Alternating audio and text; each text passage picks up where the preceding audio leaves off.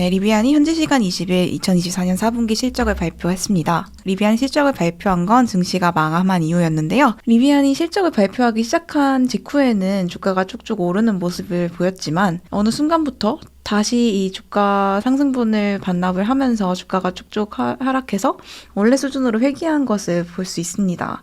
왜 이런 현상이 나타났는지 실적 발표 내용을 자세히 살펴보도록 하겠습니다. 우선 차량 생산량과 인도량부터 살펴볼게요. 2024년 들어서 4분기에 리비안은 가장 많은 차량을 인도를 한 것을 볼 수 있습니다.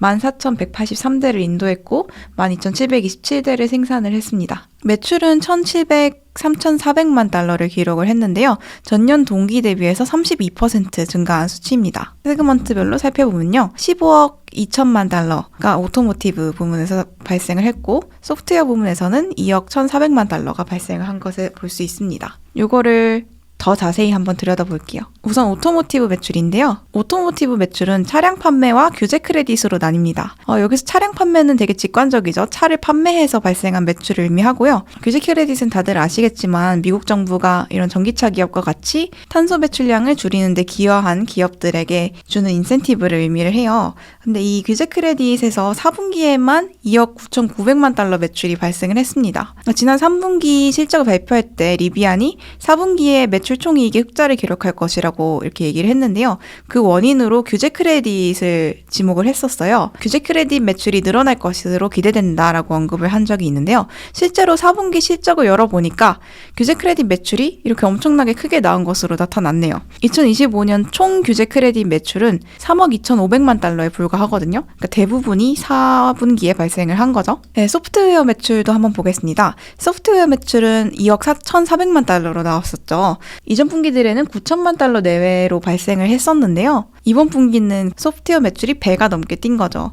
이건 이번 분기부터 폭스바겐 합작법인으로부터 발생하는 매출이 이제 소프트웨어 매출로 잡히기 때문에 그런 건데요. 소프트웨어 매출은 이전까지 이제 리스가 만기된 차량을 재판매해서 발생하는 리마케팅 판매, 그리고 정비 서비스 이런 게 포함이 돼 있었습니다. 근데 이번에 폭스바겐 합작법인으로부터 발생하는 그런 매출이 여기에 잡히면서 이전보다 높은 수준으로 소프트웨어 매출이 발생을 하게 된 거죠. 네, 그럼 다음으로는 매출 총이익을 한번 보겠습니다. 3분기에 매출 총이익 흑자를 달성할 것이라고 리비안이 가이던스를 내놨었는데요. 실제로 4분기에 사상 최초로 매출 총이익이 흑자를 달성을 한 것을 볼 수 있습니다. 그뿐만이 아니라 월스트리트에서는 매출 총이익이 3,200만 달러로 나올 것이라고 예상을 했었는데요. 이를 크게 상회하는 1억 7천만 달러를 기록을 했습니다. 매출 총이익이요. 그럼 세그먼트별로 매출 총이익률이 어땠는지도 한번 살펴볼게요. 오토모티브 부문은 7% 정도로 나왔고요. 소프트웨어 부문은 28%. 다른 전기차 기업이죠. 테슬라 같은 경우에는 이 오토모티브, 차량 판매에서 발생하는 매출 총이익률도 꽤나 크게 두 자릿수로 나타나는 거를 볼 수 있는데 리비안은 아직은 그에 못 미치는 그런 모습이 나타나고 있어요. 다음으로는 이 질문을 한번 생각을 해보도록 하겠습니다. 매출 총이익이 늘어난 이유가 무엇이 있을까요? 우선 매출 총이익을 늘릴 수 있는 방법부터 생각을 해볼게요. 크게 두 가지가 있습니다. 하나는 매출 자체, 매출의 파이 자체를 키우는 게 있을 거고요. 두 번째는 비용을 줄이는 방법이 있을 겁니다. 리비안은 매출을 늘리는 동시에 2024년은 비용을 절감하려고 여러 노력을 해왔어요. 우선은 매출을 늘리기 위해서 어떤 노력을 해왔는지 그걸 한번 살펴보겠습니다. 첫 번째로는 차량 한 대당 평균 판매가 ASP가 상승을 했는데요. 규제 크레딧을 제외하고 한 대당 매출이 86,000달러를 넘기는 그런 성과를 달성했다고 밝혔어요. 이건 어떻게 된 거냐면요. 트라이모터 모델을 판매를 시작을 하면서부터 이 대당 평균 매출이 이렇게 높아졌다라고 밝혔는데요. 트라이모터 모델 같은 경우는 한 대당 판매가가 더 높습니다. 그러니까 매출이 더 높아지는 결과가 나타나겠죠. 트라이모터의 인기가 매출 증대에 영향을 줬다. 이렇게 얘기를 할 수 있을 것 같습니다. 다음은 규제 크레딧인데요. 전년 동기 대비 2억 6천만 달러 증가하는 그런 모습을 보여줬습니다. 약 3억 달러, 2,990만 달러 이렇게 나타났었는데요. 4분기 한 분기 동안 이렇게 높은 규제 크레딧이 발생을 한 거예요. 마지막은 폭스바겐과의 합작법인을 통해서 매출이 증가했는데요. 폭스바겐과 계약으로 묶여있는 금액이 총 58억 달러죠. 그중 23억 달러는 이미 받았고요. 앞으로 계약 내용을 차례차례 수행을 하게 되면 4년에서 5년 정도에 걸쳐서 나머지 35억 달러를 인식하게 될 예정입니다. 요건 앞서서 말씀드린 ASP 상승과 규제 크레딧 매출, 요거랑은 좀 달리 장기적으로 매출이 상승하게 되는 요소라고 볼 수 있겠죠. 다음은 또 비용을 줄이는 건데요. 리비안은 2024년에 계속 벤더들과 조율을 해서 비용을 절감하려는 시도들을 해왔습니다. 그런 얘기들을 어닝콜에서 계속 꾸준히 얘기를 해왔었는데요. 이런 노력들이 결실을 맺어서 4분기 들어서 차량 한 대당 비용이 31,000달러씩 줄어들었다. 이렇게 밝혔어요. 이렇게 비용이 줄어들었기 때문에 매출 총이익률도 흑자로 전환할 수 있었다. 이렇게 밝혔고요. 이것도 궁금하실 겁니다. 회심작인 R2를 발표할 때까지 과연 리비안이 버틸 체력이 될까? 이게 또 궁금하실 텐데요. 앞으로 리비안이 자금을 얼마나 조달할 수 있는지 그게 관건일 겁니다. 지난 11월에 리비안이 이제 미국 에너지로부터 66억 달러 대출을 승인받았다 이런 소식을 공개한 적이 있는데요. 여기에다가 폭스바겐으로 받을 그 계약 금액이 58억 달러가 됐었죠. 이거 두 개를 합치면 110억 달러 정도가 되는데요. 기존에 리비안이 보유하고 있던 자금이 77억 달러입니다. 그러니까 이거 두 개를 합치면 리비안이 조달할 수 있는 금액이 확정된 금액이 200억 달러쯤 되는 거예요. 그러니까 리비안은 이를 두고 R2는 물론 R3를 생산하고 실질적으로 이제 리비안이 돈을 벌어들일 수 있을 때까지, 실질적으로 흑자로 전환할 수 있을 때까지 사업을 운영할 수 있는 그런 자금 규모다 이렇게 밝혔어요. 우리 R2는 물론 R3 낼 때까지 망하지 않을 거야 이렇게 이야기를 한 거고요. 다음으로는 연간 가이던스도 한번 보겠습니다. 우선 연간 기준으로 차량은 46,000대에서 51,000대를 인도할 것이라고 밝혔습니다. 조정 에비타는 17억에서 19억 달러 정도 손실을 볼 것으로 예상을 하고 있고요. 다만 에비타는 손실을 볼 것으로 예상을 했지만 연간 매출 총이익은 흑자를 달성할 것으로 전망을 했습니다.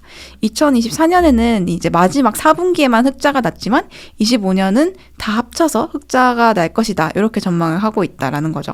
그러면 지금까지 내용만 보면 이렇게 주가가 오른 거는 좀 이해가 되실 겁니다. 근데 왜 주가가 하락했는지 그 이유는 아직까지는 잘 보이지가 않죠. 그 내용은 이제 지금부터 살펴볼 건데요. 우선은 1분기 가이던스가 좀 실망스럽습니다. 인도량이 하락할 것이라고 밝혔는데요. 8,000대로 하락할 것이라고 밝혔어요. 작년 1분기에는 13,500대를 인도를 했었는데요. 그거에 비하면 절반 가까이 줄어든 거죠. 리비안은 그 이후로 매출이 가장 많이 나는 시장 중에 하나인 LA에서 큰 산불이 나면서 수요가 감소했다 이렇게 밝혔습니다. 그러니까 인도량이 이 정도로 줄면 매출도 어느 정도 타격을 입을 수밖에 없겠죠. 그런데 이제 또 생산량은 14,000대까지 늘리겠다고 했어요.